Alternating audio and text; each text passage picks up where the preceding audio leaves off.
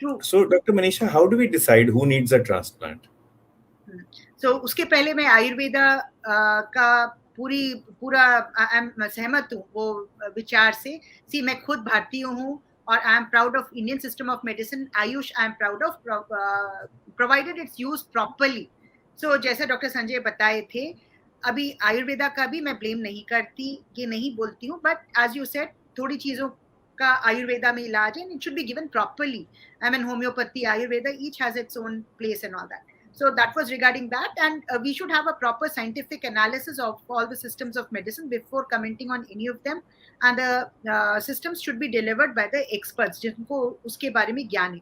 अच्छा, now coming to the question about creatinine, तो ये क्वेश्चन काफी सही है। ट्रांसप्लांट खाली क्रियाटिन देके नहीं करते हैं। क्रियाटिन मैं जैसे बताई किडनी का एक फंक्शन है क्रियाटिन, किडनी के बहुत सारे फंक्शन हैं। सो अभी ऐसा है कि आप किडनी ट्रांसप्लांट कौन से लेवल पे करते हैं, तो किडनी ट्रांसप्लांट अब जैसा एक तो क्रियाटिन यूज करते हैं, अराउंड 6 या 7 क्रियाटिन बढ़ गया है, और क्रॉनिक है, क्रॉनिक मतलब परमानेंट बढ़ गया है, 3 महीने तक क्रियाटिन हाई ही है, किडनी छोटी हो गई है। जैसे मैं आपको क्रॉनिक के सिम्टम्स बताई थी, कई बार मलेरिया किडनी फेलियर में भी, एक्यूट किडनी फेलियर में भी क्रियाटिन 10 भी जाता है, 14 भी जाता है। उसका ये मतलब नहीं कि अपन पकड़ के ट्रांसप्लांट कर देंगे, उसमें किडनी साइज नॉर्मल होता है, अपने को मालूम है पेशेंट को मलेरिया हो गया तो उसको ट्रीट करते हैं।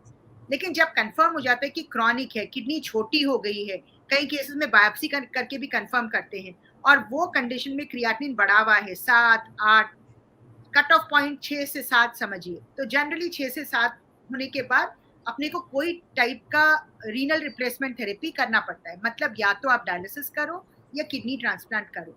अब डायलिसिस कब करोगे, ट्रांसप्लांट कब करोगे, अब दोनों भी कर सकते हो, कोई प्रॉब्लम नहीं है। लेकिन डायलिसिस से किडनी के पूरे फंक्शंस रिप्लेस नहीं होते। डायलिसिस क्या है, फिल्टर है, वो क्रियाटिनिन, यूरिया, सोडियम, पोटाशियम ये सबको तो निकाल देता है, लेकिन डायलिसिस में खून नहीं बनता। किडनी का जिसमें बताई थी कि एरिथ्रोपोइटिन हार्मोन बनता है किडनी में, वो सब डायलिसिस में नहीं होता, तो पेशेंट को अपन एरिथ्रोपोइटिन के इंजेक्शन देते हैं। वैसे ही विटामिन डी भी नहीं बनता डायलिसिस में, तो विटामिन डी के लिए भी मेडिसिन देते हैं। तो डायलिसिस पेशेंट्स को जिंदगी भर डायलिसिस कराना पड़ता है। काफियों को आपको ज्ञान होगा कि डायलिसिस हफ्ते में 4 बार करते हैं, और हर बार 3 बार करते हैं, और हर बार पेशेंट 4 घंटे के लिए आता है। मतलब हफ्ते में कितने घंटे डायलिसिस हुआ, 12 घंटे डायलिसिस हुआ। तो मंडे किया पेशेंट, फिर वेंसडे आएगा, फिर डायलिसिस के लिए, फिर फ्राइडे आएगा। जो लोग ट्यूसडे आते हैं वो फिर थर्सडे आएंगे, फिर सैटरडे आएंगे।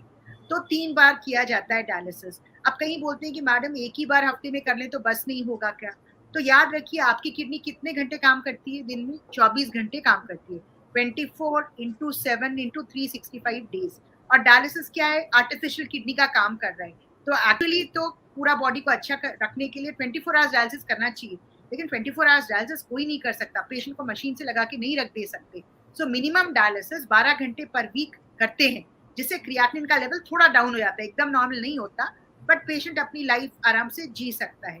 तो हफ्ते में 3 बार डायलिसिस करते हैं, 4-4 घंटे करते हैं, और एरिथ्रोपोइटिन देते हैं और विटामिन डी देते हैं। पेशेंट आते हैं, जाते हैं, लाइफ लॉन्ग अपना काम करते हैं, बाजार जाते हैं, शॉपिंग करते हैं, सब कुछ करते हैं, डायलिसिस पे रहते हैं। ये डायलिसिस को ब्लड डायलिसिस बोलते हैं, हीमोडायलिसिस बोलते हैं, या मशीन डायलिसिस भी बोलते हैं, क्योंकि मशीनों पर करते हैं, मशीन हॉस्पिटल में रहती है। तो इस टाइप के डायलिसिस के लिए आपको हॉस्पिटल जाके कराना पड़ता है। दूसरे टाइप का डायलिसिस पेट का डायलिसिस होता है, पेरिटोनियल डायलिसिस बोलते हैं। उसमें पेट के अंदर ही एक पाइप लगा दिया जाता है, और वो डायलिसिस आप घर में खुद कर सकते हो, आपको सिखा दिया जाता है। तो उसके बैग्स आते हैं, डायलिसिस बैग्स आते हैं, तो आप घर में कर सकते हो, और महीने महीने में एक बार डॉक्टर के पास जाना होता है। इंडिया में ब्लड डायलिसिस या मशीन डायलिसिस 90% होता है, 10% पेट का डायलिसिस या पेरिटोनियल डायलिसिस होता है, क्योंकि पेट का डायलिसिस अभी स्कीम्स में नहीं है। अभी रिसेंटली आयुष्मान भारत में इंक्लूड हुआ है, लोकल स्कीम्स में पेट का डायलिसिस अब तक था नहीं, तो खर्चा काफी होता है। और पेट का डायलिसिस आप घर पे करते हो तो नीटली करना पड़ता है, हाइजीन मेंटेन करते हुए करना पड़ता है। तो ये हुई बात डायलिसिस की, या तो पेट का डायलिसिस कराओ या ब्लड का डायलिसिस कराओ। बट इसमें प्रॉब्लम क्या है कि ब्लड का डायलिसिस अब यंग लेडीज को आप कर रहे हो, तो प्रेगनेंसी ये सब थोड़ी डिफिकल्ट रहती है। मतलब आप फैमिली प्लान करना ये सब ऐसा है, नहीं होता है वैसा नहीं है, बट डायलिसिस में प्रेगनेंसी ये सब काफी रेयर रहती है। और आपका जिंदगी हॉस्पिटल से अटैच रहता है कि हफ्ते में 3 बार आपको जाना होगा। अब ट्रांसप्लांट भी कर सकते हो, अगर किसी को किडनी डोनर है, घर में कोई किडनी डोनर है, मदर, फादर, ब्रदर, सिस्टर, वो किडनी डोनेट करने को तैयार है, ब्लड ग्रुप मैचिंग है और शुगर नहीं है उनको, तो किडनी डोनेट कर सकते हैं। या किडनी बाहर से भी ली जा सकती है, एक्सीडेंट केसेस से भी ली जा सकती है, डेड बॉडी से भी किडनी ट्रांसप्लांट होता है। तो अगर आप किडनी ट्रांसप्लांट कर पाओ तो एक टाइम का इन्वेस्टमेंट है, एक बार ऑपरेशन हो जाता है, उसके बाद मेडिसिन तो लेनी पड़ती है, 3 मेन मेडिसिन लाइफ लॉन्ग लेनी पड़ती है, बट किडनी चलती रहती है, यू बिकम कंप्लीटली नॉर्मल। आप शादी तो कर सकते ही हो, बच्चे, everything, you can plan a normal family life after transplant.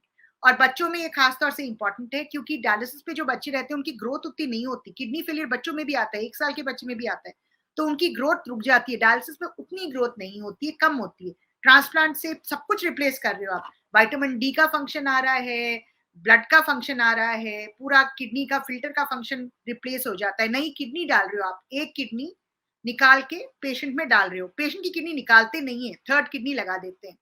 तो किडनी ट्रांसप्लांट जिसका हुआ उसको 3 किडनी हो जाती है। पुरानी 2 किडनी जो काम कर रही हैं थोड़ा सा, ये न्यू किडनी सारा काम करती है। देने वाले की एक ही किडनी बच जाती है, वो एक किडनी पे ही अच्छा सर्वाइव करता है, but you become perfectly normal. Transplant survival rates भी इंडिया में काफी अच्छे हैं। लिविंग ट्रांसप्लांट के सर्वाइवल रेट्स 95% है। अगर बराबर प्रिकॉशंस लेके किया गया तो it is very good. So I hope that answers your question.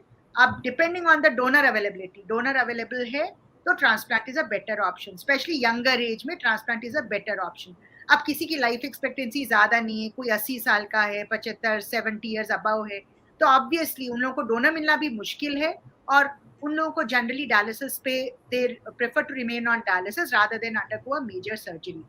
तो वैसा रहता है। अमेरिका में तो 90 ईयर्स वाली को भी ट्रांसप्लांट करते हैं क्योंकि वहां पर ये डेड बॉडी का ट्रांसप्लांट बहुत ज्यादा पॉपुलर है। अपने पास भी अब काफी हो गया है, कैडेवर ट्रांसप्लांट बोलते हैं, बट नंबर्स उतने ज्यादा नहीं है। तो क्योंकि वहाँ ऑर्गन ज्यादा है, किडनियां ज्यादा मिल जाती है, तो they have no upper limit for transplant age. अपने पास जनरली 60 ईयर्स 65 ईयर्स तक ट्रांसप्लांट करते हैं। Not that we can't do it technically, yes it is possible.